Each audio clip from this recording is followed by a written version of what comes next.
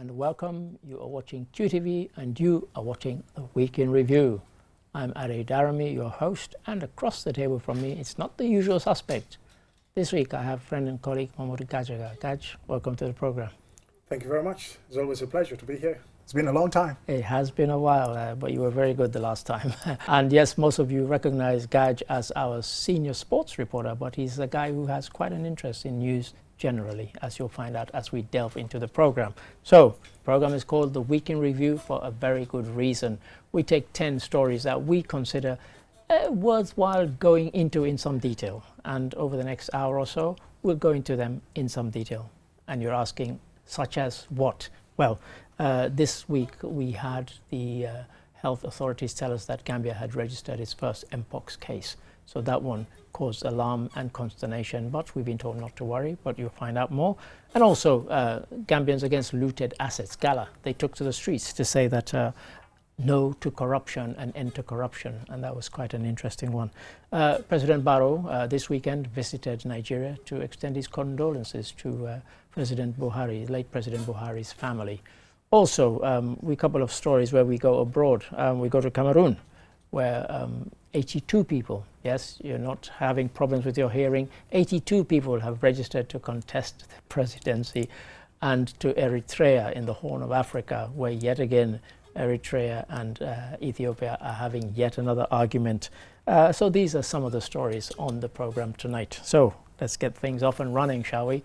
Well, really one place only to start, and that was with Gambia registering its first Mpox case. Need to be worried? Well, maybe not. Have a look, have a listen. The ministry says the case was identified through routine surveillance on July 18, 2025. Following global alerts by the World Health Organization and the Africa CDC last year, the Gambia had heightened surveillance and response system in anticipation of such cases. Dr. Mamoudou Nyasi, the Director of Health Services, tells QTV that the infected individual is stable, receiving treatment and being closely monitored.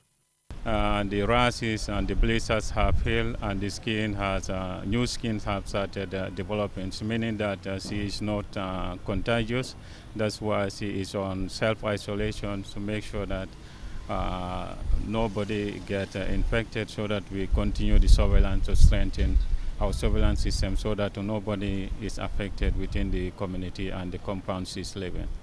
Mr. Gaj, as I said, we've been hearing Liberia, Sierra Leone, most dramatically, about cases of Mpox, and we'd been kind of worried, oh, is it ever going to come here? And there've been scare stories and some kind of fake videos that had gone around, but finally it arrived. But as we heard there, it seems no cause for alarm. No cause for alarm for now, yes, according to the Dr. Nyasi there, talking about how the first case is registered, and also it's been contained in terms of just a single person, single case of it. So no panic for now, but precautionary measures needs to be taken. Like you mentioned, Liberia, so some other countries like DR Congo registered a case a few years ago. In fact, many of them, the WHO at some point had sent alarms around the world to say that this is a disease that people need to be very much careful about, and it can be so contagious because once you come into close contact with an infected person, it means you can also get the disease. There's a danger you might get it. As you rightly say, it's now a global alert by the WHO. Sierra Leone and Liberia, between them, account for more than 75% of the cases currently in Africa, and particularly deaths. I mean, Sierra Leone, I think, is about 50 or 60 deaths. So it is something that we need to be aware of. It is highly contagious, as you rightly say. But this one seems, according to what we've heard from Dr. Mamoudou Nyasi there, contained and seemingly cured. The blisters have gone, new skin has come through. Quite a young person. They didn't give us the age as far as I could remember. But it seems that it's been contained, but no place for complacency, because you never know.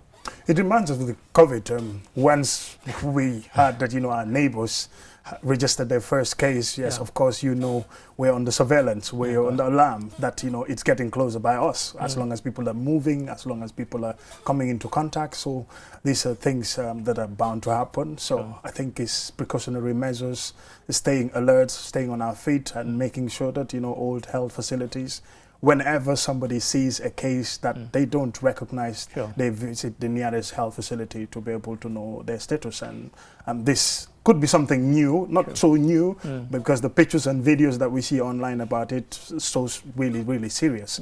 I think it has to do with the skin. But aside from that, people could suffer from fever, people could suffer from coughing and other distresses as well. So I mean, things that have happened recently have kind of taught us to be on the alert. Ebola in Sierra Leone, kind of infamously, and of course COVID-19, when we were kind of all told to be on alert. No social, mixing, touching, and so on. So we're kind of getting used to these things. So now when we hear something, we think, okay, is this yet another one? But as I said, thankfully at the moment in the Gambia, it seems to be quite a low level, and we hope it stays that way, of course. Absolutely. I think we hoped, the situation is contained from this on, like this one case, and if the person has recovered fully well, let's hope that's the only case for now. Fingers crossed, Mr. Gaj. Thank you for that. And now on to our next story, a completely different story. One here that kind of gripped the nation. For weeks we've been hearing about, will people get a permit to protest? Will they not get a permit to protest? Gala, Gambians against looted assets. Eventually they did take to the streets on the 23rd, and quite a colorful atmosphere ensued. And people had a whole range of things that they were complaining about, not just a single thing. Here's a snippet of what went down. See the protest as a reflection of the growing civic consciousness and democratic engagement in the Gambia, which has emerged since 2017. Prominent voices such as activist Madi Jobate, Honorable Modulamin Biba, the NAM for Banjul North, also joined the protest. Government should come to advise itself to realize that the path on which it is, they have to stop and reverse. I think this is one step ahead, and this is towards progress. And I also want to urge the government to listen to these young people. We're urging the government to listen to these young people. Mr. Gaj, you and I know people who took part in it, people who were involved in it. And as I said in the intro to that, it's quite a broad range of stuff. I mean, I heard one woman, she was talking about a specific thing to do with her, where their family home had been demolished, and she was complaining about the fact that we had a permit, and yet we were told it was a fake permit and so on. So it was quite a range of stuff. But the kind of overarching thing seemed to be about corruption generally. Yes, corruption, the ever-growing thing, the disenchantment, the disenfranchise, and also kind of people feeling really, really bad about some of the perceptions of corruption, and some of in cases where audit reports have shown that. I'm glad you mentioned audit reports. Yeah, yes, certain people have been flagged to have been benefited either from corruption or haven't not done things right in a transparent manner.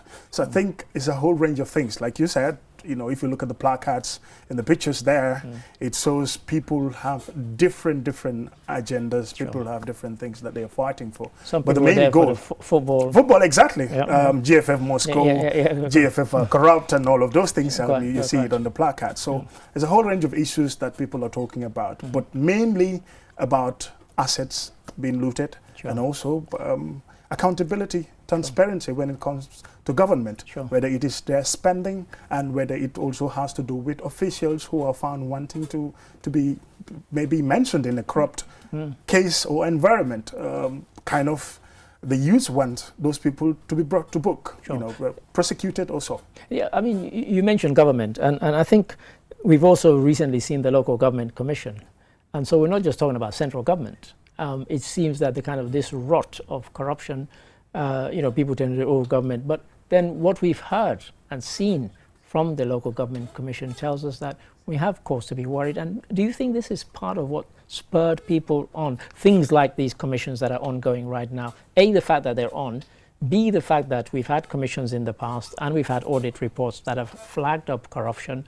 but seemingly not a lot has been done. Do you think that was kind of thing that pricked people and say, you know what, let's take to the street and scream and shout about it, we're not going to take it anymore? I think that's one of the reasons. It's kind of art fire to it and fueled it as well. If you look at the people who protested, some of them who spoke on their behalf, let's say the leader of Gala, were talking about some of these things, that people have been mentioned in corrupt practices. The local government is one of them. At least the revelations coming from the local government commission established by the government to look into some of those things have really showed that. And even when it comes to the central government also, like we said earlier, the audit reports have shown certain things. The issue that has to do with the COVID-19 funds, these things were mentioned. Certain people were also mentioned in that, either accused of taking bribes or, you know, they were not transparent enough when it comes to the finances. Some have been sent home on administrative leave pending investigations. Others, the investigations have been completed. So now what the youths want is prosecution and eventually those people to be sentenced. Yeah, exactly. The ultimate sanction, whatever it is, fining, jailing, whatever the case. When we looked at it, you know, in the lead up to it, there'd been all the will they, won't they, in terms of will they get a permit, will they not. And government seemed a bit kind of skittish about, oh, should we give these people a permit? But eventually the permit was granted. The protest march took place. They presented their petitions, you know, 5 petitions I think they presented with various demands, you know. I remember Hussein Tomasi, the Solicitor General, was one of those who received. One was presented to GFF as well. But we said in the report there, we heard Usman Jatta talk about a kind of growing sense of maturity, that this is the kind of thing that should happen in a democracy without government needing to be worried about, oh, we can't allow people to protest. Well, I think, you know, when you give protesters a permit to express their voices, things that they're not happy about, it makes everybody goes to sleep, because at the end of the day, if you deny them a permit, they forcefully come out in the streets. There could be clashes between them and the police. And I don't think that's really nice. Yeah, so it went on well. Yes, they were given a permit to protest and they came out in their numbers to voice out their angers, things that they're not happy about. And then I think when it comes to the aspect of democracy, you know, people's freedom of expression, that is highly manifested in this protest. So we can't end there without mentioning the fact that the protesters, in presenting their petition, gave a kind of 90-day warning to say that if things have not happened 3 months, we're talking about 90 days, we will be back out on the streets. So I guess we have to wait and see whether there is a kind of response, because some of the things that people had asked for, you know, they'd wanted the president to come out and make a statement regarding the kind of ex-president Jammeh's assets. They wanted there to be an investigation. Those have already been agreed to, and they're already in place. Yes, absolutely. The president gave a statement, and also currently investigations are being on at the National Assembly, where they make an inquiry as to how the assets were disposed of. And aside from that, giving an ultimatum is, some kind of a bit of a two-way. Let's see what happens. Would they wait until, you know, when the ultimatums finally elapse? Would they be satisfied with the actions that government? Will government even take action on some of the demands? Yeah, so on the petition is a whole broad range of things that they're asking for. So whether government will overlook them or will act accordingly. Yeah, that's a wait-and-see game. Definitely a wait-and-see game. Thank you for that. And now another story, which is also very, very different. On the 13th of July, former Nigerian President Muhammadu Buhari died in London, where he had been receiving treatment after some illness. And his kind of link to Gambia resonated with us, because he had visited this country over the years as a military ruler, as a civilian ruler, and even kind of post-statesman, you know, after he'd stepped down from the presidency. So there was a link with the Gambia, wasn't there? And here's a snippet of what we talked about when we did a report. President of Nigeria died on the 13th of July in London, England, where he had been receiving treatment. On hearing of his death, President Barrow had issued a message of condolence, saying he had received the news with a heavy heart. He went on to say that President Buhari will be remembered for his steadfastness in adhering of his prayers, even at the midst of high-level engagements, dedication and leadership in courageously advocating for peace, both at home, in the sub-region and beyond. We heard Senabu Chow there. Mboj is usually here, and he and I were discussing this when it happened. So I'll throw it to you. Because what Mboj and I were discussing was about, how decisive was his role during the impasse that happened after the 2016 election. I mean, famously, the quote that everybody attributes to Buhari is that if Jammeh wants to take on the whole of West Africa, he's welcome. Yes, yes, at the time. So we had those things on the news when he came to the Gambia, also with some West African leaders like Ellen Johnson Sirleaf. Anis Bai Koroma. Anis Bai Koroma, with the discussions. It first started with a dialogue with Jammeh, when he refuses to step down, initially accepting defeat and later make a complete U-turn. So that caused a lot of controversy, a lot of issues. We call it the infamous political impasse in the Gambia at the time. So Buhari is someone that we understand, played a huge role in it, in the negotiations, and eventually when things stalled, also maybe military action with the ECOWAS thing, the standby force and all of those things. So I think with the Gambia, lots of connections, lots of relations. Like you mentioned earlier, dates back to the time when he was a military ruler in 1985 on Gambia's independence day, the 20th independence. This is it. He came to the Gambia. Just earlier today, I was watching the video. And it even come twice before that. Before that, exactly. Yeah, twice. Because in '84 he signed various accords with former President Jawara, of course, in 1984. So I think that really strengthened the relationship between Nigeria and the Gambia over the years, whether it is through trade, through a security cooperation, in the ECOWAS as well, in the African Union, and as both countries in West Africa, and Nigeria being the big brother. Yeah, sure. And of course, this very weekend where this show is going out for the first time, His Excellency the President is in Nigeria, has gone to Nigeria to actually meet the family because he was unable to go to the funeral. And he went and he visited the graveside and he met the ex-president's family. And he then paid a kind of brief courtesy call on President Tinubu, as you would expect when if a president goes to another country. You'd expect at least he would visit his sort of counterpart president, and he's done that. But he actually, essentially, went there to offer his condolences to the family again.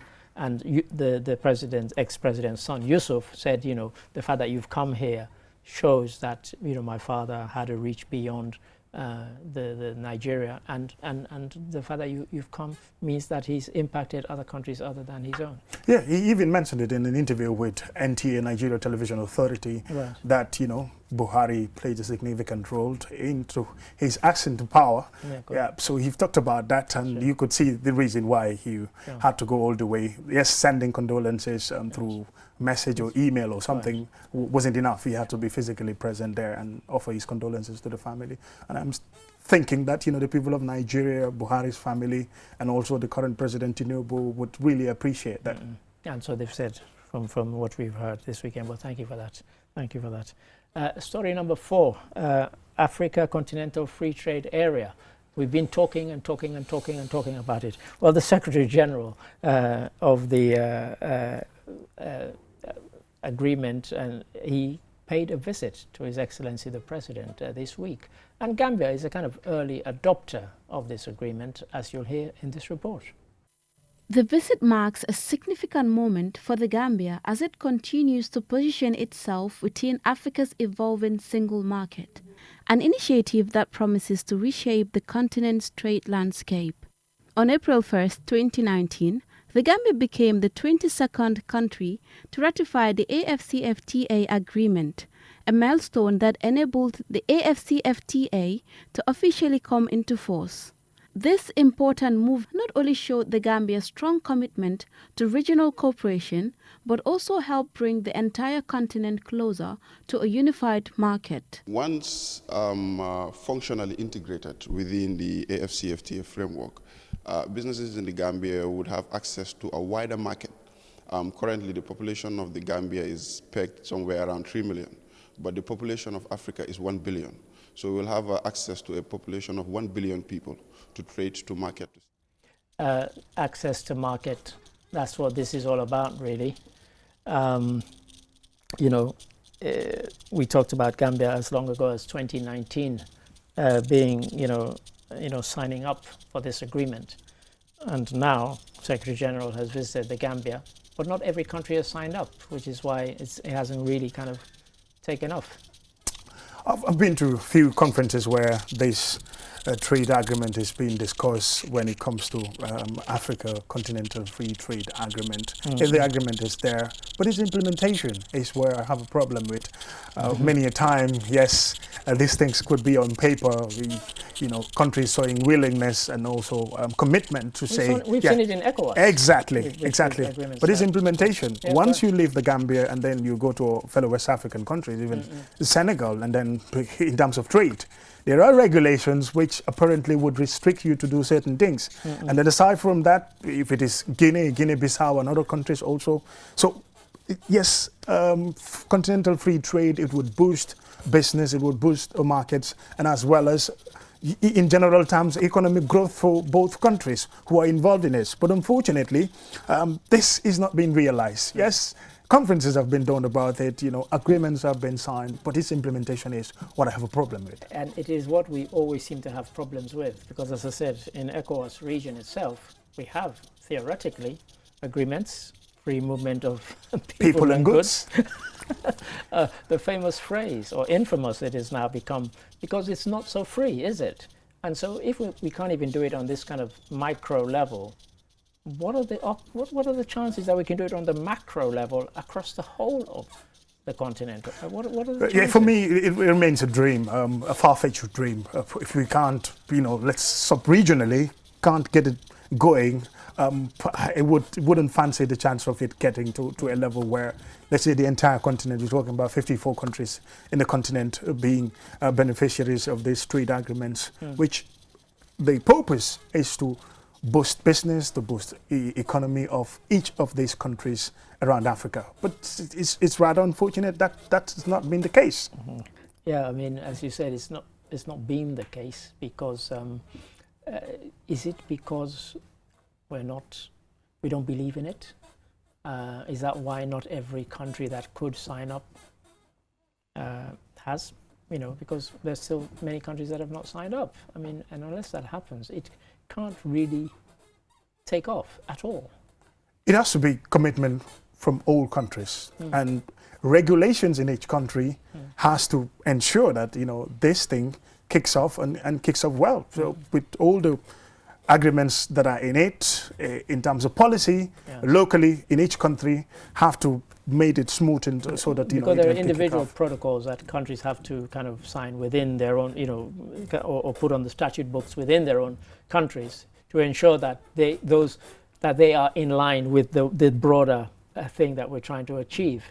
And unless those protocols are done in those countries, A, those countries won't sign up, and B, the whole thing might end up collapsing, which would be dreadful. Yeah, just like we're experiencing at this moment in Africa, traveling within the continent to go to a certain country. Nightmare. Yes, nightmare. So that alone would tell you how this continental free trade agreement, for now, it remains an illusion. Yeah, that's chilling thought, Mr. Gaj, but we hope that we get over it. Thank you for that. And very, very different story now. Edward Francis Moore Teaching Hospital, they've just had a kind of influx of new equipment, urology equipment, and when you listen to this clip, you'll realize the importance of them getting this equipment and the expertise to work with that equipment. Have a look, have a listen. Prostate disease is something that is so common. A man in his lifetime, 1 in 7 men in their lifetime will have a urology problem. Prostate cancer is one of the commonest cancers. In more than 50% of the countries in the world, it is the commonest cancer that is present, and it is something that we need to deal with. Male infertility is becoming a big problem now. People getting married, they cannot get children. It's another problem. Male sexual dysfunction, spoiling families, doing so many problems is something that we deal with. So that means that if we do something to solve the urology problem, we affect everybody's life. We have the expertise available, thank God, in the country now to deal with the most complex of urology cases. I am not exaggerating that. The most complex that you can get anywhere in the world, we have the expertise now to deal with them. We have consultants, we have registrars, we have anesthesia team that can put anybody to sleep safely, scrub nurses, ward nurses. What we needed is empowerment to be able to reach our peak. And that is what FAB came with. There, Mr. Gaj, we heard Dr. Abubakar Jah talking about the equipment and the expertise in terms of manpower. And one of the reasons I wanted to show this is because, you know, frequently people write to us here at QTV and say, you know, this person needs to go abroad. And in the past, it's been for things like sort of urology treatment. But now we have the expertise and we have the equipment where people don't have to go abroad. It can be done here in the Gambia. What a medical breakthrough. This is one of the most beautiful news for me this week. I thought so if it comes out that, you know, some of the things that we struggle with, you and I have received many messages, time without number again, people asking for support, that they want to go overseas for treatments of this kind. So if we have that locally treatable in the Gambia and then having the expertise, that is just fantastic. So with Dr. Jah involved and then talking about, some of these things are really, really very good for our health services.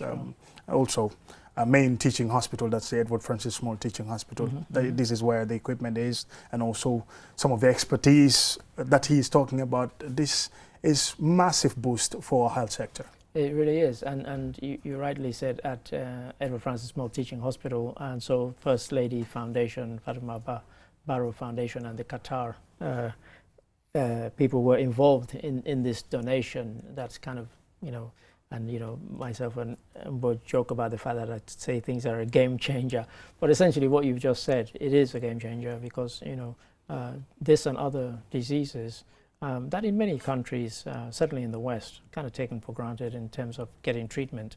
To us, it almost became like rocket science. People had to be flown abroad at great expense. And now, so you don't no longer have the expense of flying somebody abroad, and sometimes they'd have to be accompanied by a family member. All of that is taken away now because we've got the equipment and we've got the expertise in terms of the people who can do it. But, and I have to throw in a but here, we've seen things in the past where we have all of this and then the maintenance and the sustainability is not there. So that's the fear I have. But as you said, with somebody like Dr. Jah involved, I suspect that won't be something to worry about. But nonetheless, it's a genuine worry. It's good that you bring that, because if you look at it, the equipment of this nature that were presented sometimes as donations, sometimes bought by the state, and then after a while, these equipments would go into extinct. Because they had a malfunction or they're no longer working fit for purpose, things like that. So I think when you get something like this with a country that has meager resources like the Gambia, basically needs to be taken well care of. But I have no doubt with the expertise and people that are involved, it should be a machinery that should be looked after very well, because if it is the only one, if there are many of them, but it still has to be taken well care of, so that, you know, it would serve its purpose for a very long time. We might need to grill Dr. Jah on that one, but thank you for that, Mr. Gaj. And that takes us nicely to a break, and after the break, guess what? We'll have 5 more stories. Don't go away. Join us after the break. The future is now with QCell's 5G network. Experience speeds like never before with our new 5G Rocket Fixed Internet plan. Get speeds from 10 Mbps to 100 Mbps. Your 5G-enabled devices. Walk into QCell headquarters to get one of our 5G routers and experience the true feeling of 5G. Only with QCell. QCell brings you the future. Tech, innovation, incredible speed. The future is now. For more information, call our customer care on 111. QCell, Sunyabus. We innovate, others follow. Terms and conditions apply.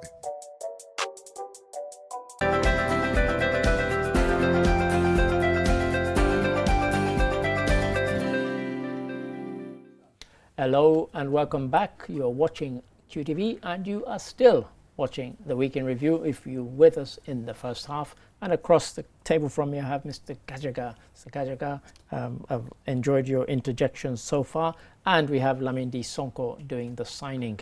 And I always say at this point, really boringly, if you've only joined us now, you've missed 5 good stories, but we still have 5 good stories to go. And it's true every time I say it, honestly, as you're about to find out. Now, the next one, quite a serious matter. There was a video that kind of went viral of a young person driving a car very, very recklessly. Here in the Gambia, they call it drifting. And the rest of the world, certainly in England and America, they probably call it illegal drag racing. And this video was horrifying. A youngster outside their school was pinned to the wall by the force of the car, both legs broken. But we're happy to say some action has been taken. Have a look, have a listen.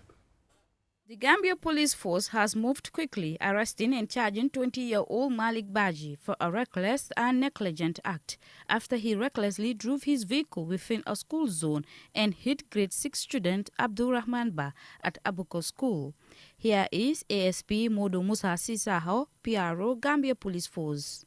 He was drifting in the school and it led to this. It goes to show how important it is for people to understand the implications and the complications around drifting. It's recklessness. The Gambia Police Force has taken this very seriously, and the driver has been taken to court today, and the magistrate has remanded him. He is being taken to Mile 2 prisons while the case is adjourned to Thursday, when the magistrate will make a final decision. And this is very important, and we are very happy to report this, and that we will continue to ensure anybody who is found wanting, anybody who is found drifting, would ensure that he faces the full force of the law. Mr. Gaj, you and I are parents. We would hate that the young boy who got so badly damaged, we're glad to say both legs were broken, but we've heard from the doctors that he will walk again. We'd hate it that if that was our child. Because initially the rumors were that both legs were amputated, and people started spreading these shocking rumors, and so the doctors came out quite quickly and said no, that's not true. He's got pins in both legs, but he will walk again. I brought this up because we're sick and tired of these cases. Now it looks as if a case has happened, and we're all watching to see, yes, he has pleaded guilty. What next? Yes, what next should be decisive action taking, that the rule of law to be followed. This drifting, if you like, some locally call it the stunning, whatever. Yeah. Yes. So it's been here for quite some time. This Jallo is not the first victim. It has happened for quite some time. I think, in fact, somebody eventually passed away through it. Before. So for them, it's fun. For them, it's a sports. For them, it's basically kids out there enjoying themselves. But this is quite serious. That's why somebody almost lost their 2 legs and was almost going to be amputated. Eventually, through the doctor's help, and they said, he's going to live through that. They can save this. But it's quite a very disturbing thing that has been happening for quite some time. But it's good that the police, at least for this one, have set an example by arresting the individual, prosecuting the person, and currently in remand, and maybe possibly going to the courts to pay for his crimes. Well, this is it. Well, he's been brought to court. He's already pleaded guilty, and I think sentencing is next week because of how quickly he pleaded guilty. So it's not a long, drawn-out thing. But the thing is, Gaj, they always seem to do this in places where I think they're doing it obviously for an audience. Audience, yes. But to do it in the confines of close proximity, rather, to a school, where hundreds of school children, was seriously reckless. Was seriously reckless, and then one would also tend to ask the question about the school authorities, because these things couldn't be done in isolation. You must have seen them somehow, starting it somehow. Is either the school principal or the school authorities would have either phoned the police or somebody trying to stop them, that you can't do this here, this is inside the school. If it was outside the school premises, what could, maybe say, okay, they were doing their own thing. It's on their own accord that somebody come with a car and was driving it recklessly. But this was within the school premises with students standing and watching. They seem to enjoy it as it happens, but it's quite dangerous and reckless as well. And as I said, some of them seem to do it for an audience. I remember our colleague, former colleague, Modlamin Choi, telling me of an incident where he observed it from his current workplace, and he phoned the police, and luckily they were there within minutes and actually apprehended. I don't know what happened to those chaps. Nobody, thankfully, was injured on that occasion, but in fact, police had to chase them before they would they pulled over. So, you know, as I said, we, the public, were sick and tired of it, and we want action to be done, you know, to be taken, and we want there to be serious consequences. Otherwise, these things will keep on happening. Yes, most definitely. That's always have to be the case in order for there to be a deterrent. A classical example being set that anyone who found wanting, you know, violating this Motor Traffic Act regulations, driving without a license, reckless driving, causing danger to somebody, obviously the person should be prosecuted and eventually sentenced if they're found guilty.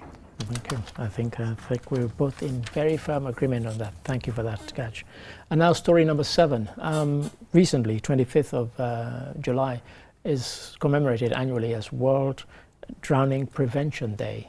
And here in the Gambia, we have people who are lifeguards, but actually they're all voluntary, they're not paid. And this is quite a serious matter, as we found out when we went to speak to some of them. Have a look, have a listen. Summertime is the hardest time right now, because like the season time is just like the tourist time, but right now it's the most important time, like the summer, like our families, our Gambian brothers and sisters, you know, our mothers and fathers, everyone, you know, come to the beach. So right now it's very risky here because a lot of people come to the beach, hundreds of people. It's very crowded here, and we always be at the beach to supervise people, especially kids. You know, kids are our main problem. Anybody watching outside the Gambia might be confused to hear him talk about summer. So let me help you here. I'm trying to get used to it myself. Here in the Gambia, when people, they mean the European summer. It's our rain season. But, you know, you hear people talking about the summer when it's raining cats and dogs. But on a more serious note, we heard there about the fact that this is a particular time when they need to be on the alert because, you know, there aren't a lot of tourists. But they're doing it voluntarily and they're not paid. And they're just doing it out of the goodness of their heart because they just got fed up of hearing of drownings. Quite a selfless service that they're doing in terms of helping humanity, helping people who goes around the beach to enjoy themselves for leisure. You know, some would swim and, you know, quite in dangerous places, and they monitor them, try to help them. So I think a group like this, maybe they should be getting support. They're not getting paid a single penny. A single penny, yes. I've covered drowning incidents where they spoke about their plight, that, you know, if they've been given the support, they get support financially in terms of funding and also equipment as well. Yeah, they could save a lot of life and they could help sensitize a lot of people about the dangers of drowning in certain parts of the sea. So I think they're doing a selfless service and they definitely needs to get the support. Doing it voluntarily, it might be quite a good humanitarian service, but it's not something sustainable. It's not sustainable. They would have families, they would. And I'm glad you used the word selfless because I put this on the program for a selfish reason. I wanted to prick the consciences of both officials and the private sector to say, look at this. You should be sponsoring, you should be funding these people so they don't have to do it and kind of pay out of their own pocket to do it when something that we should all benefit from, because God forbid one day it could be your child that whose life they save, you know, from drowning. And really, as I said, that was my own kind of selfish reason. I wanted people to see it and be angry about the fact that these people are having to do it on a voluntary basis. Absolutely. They've talked about their plight with times without number. For us on QTV, I can remember in recent years, this would be the 4th or the 5th time we're talking about them, how they support people, how they help people, how they save lives at the beach. You know, people go there during this time, you know, when schools are closed, you have the number gets bigger and bigger. Well, this is it. In fact, that's the point I should have made about, I said the rain season, because when it's the rain season is when we have our longest school holidays. And so, of course, when those of us who live in the kind of urban area, we've been lucky, there's hardly been any rain. And so, of course, you have many, many more children going to the beach to enjoy the beach and the sunshine. Absolutely. Yeah, so as I said, for those selfish reasons, I hope somebody sees this and says, I'm going to help them. But thank you for that. And now on to story number 8. This one, Gaj will recognize this one. Again, selfish reason. For many years, friends of mine have been saying, oh, I want to go to Gambia because when I go, I just see the wastage of the cashew nuts. They're not making kind of best use of what they have, isn't it time they did something? Well, somebody has done something. It's the Giraffe Project. And the man across the table went and he saw what is going on. Have a look, have a listen.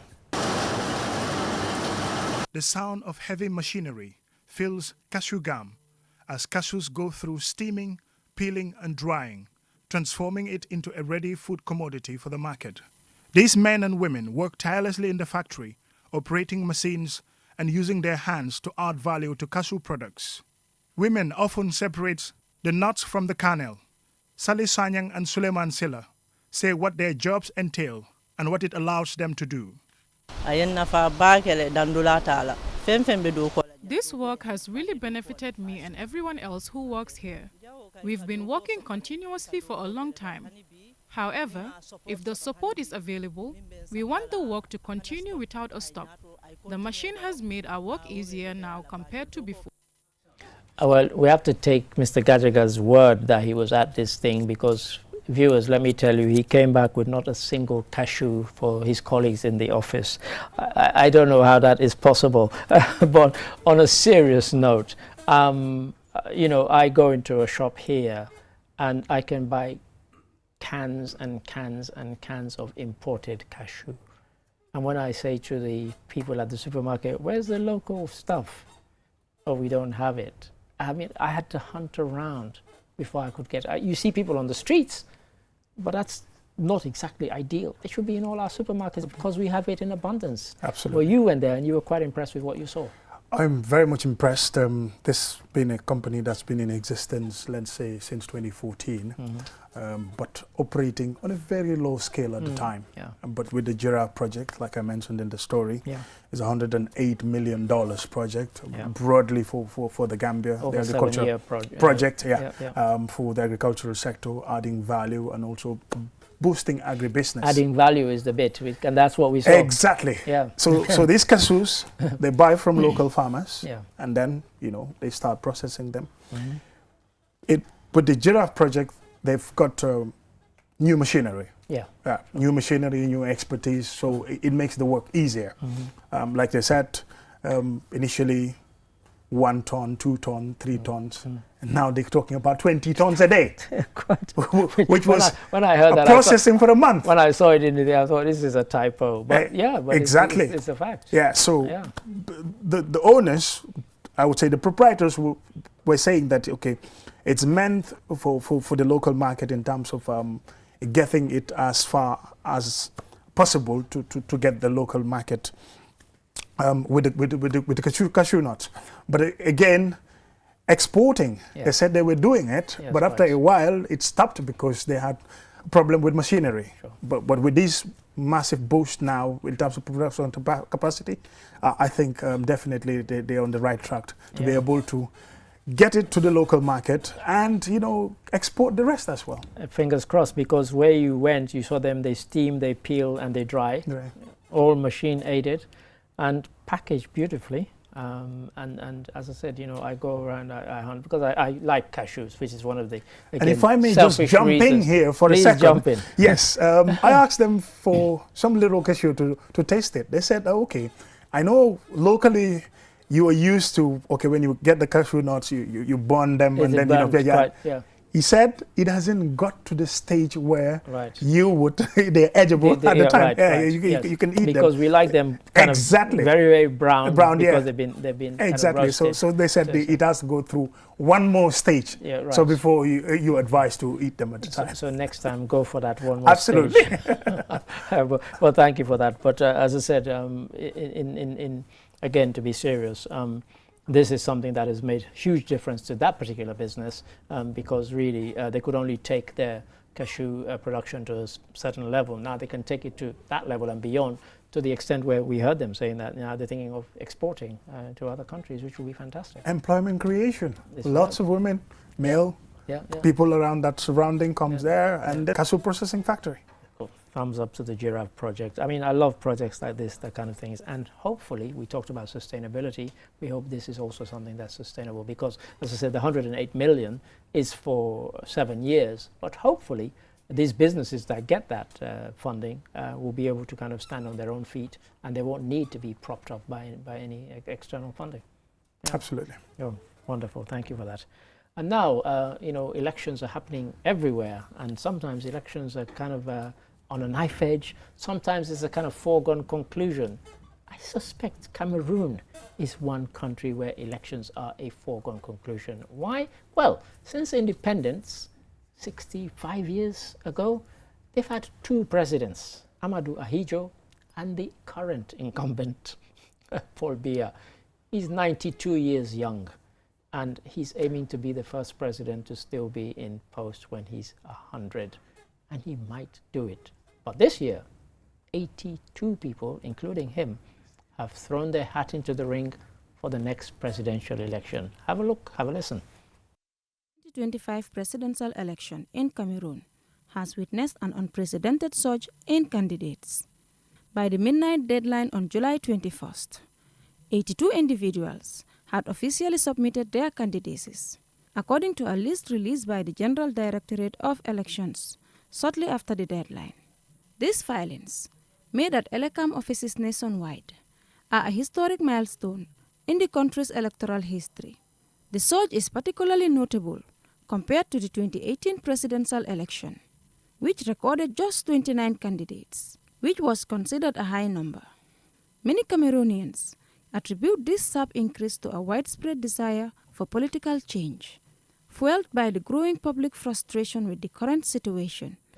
Mr. Gaj, I said it might be a foregone conclusion. Paul Biya, he's going for his 8th term as president. And 2 weeks ago, he gave a statement at the rally where they nominated him yet again. And he said, Cameroonians, thank you for nominating me. The best is yet to come. He's 92. What on earth is he thinking?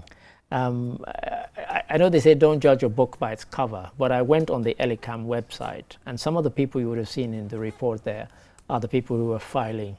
And I downloaded all 82, including, of course, Paul Biya. And some of them, I said, don't judge a book by a cover, but some of them, they just look like completely unserious candidates. I mean, what's going on in Cameroon? Yes, this is unheard of. You wonder the people who nominate him, where their conscience is. What special things has he done for Cameroon over the last 40 years? That they can't find anybody else.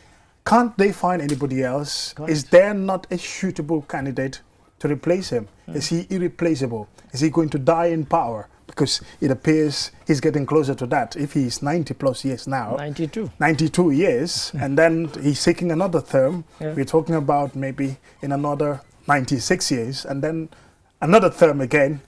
Hopefully, if he lives that long, then he becomes 100 years old in the seat of presidency. As you rightly say, now Cameroon is a country, it's quite a dynamic country, it's quite big. Obviously, there's problems there between the kind of Anglophone and Francophone parts of the country. There's a bit that's close to Nigeria where the kind of people feel more Nigerian than they do Cameroonian.